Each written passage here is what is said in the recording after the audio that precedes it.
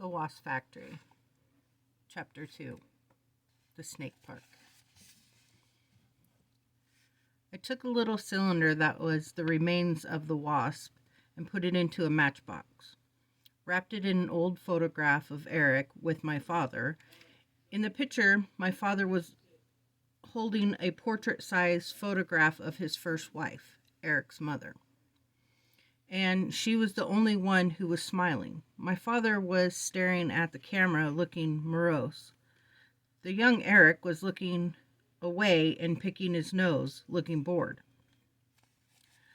The morning was fresh and cold. I could see mist over the forests below the mountains and fog out over the North Sea. I ran hard and fast along the wet sand where it was good and firm, making a jet noise with my mouth and holding my binoculars and bag down tight to my sides. When I got level with the bunker, I banked inland, slowing as I hit the soft white sand further up the beach. I checked the flotsam and jetsam as I swept over it, but there was nothing interesting looking. Nothing worth salvaging. Just an old jellyfish, a purple mass with 4 pale rings inside. I altered course slightly to overfly it, going trfow, and kicking in on some run, blasting a dirty fountain of sand and jelly up and around me. Perched went the noise of the explosion. I banked again and headed for the bunker. I think he's killing jellyfish.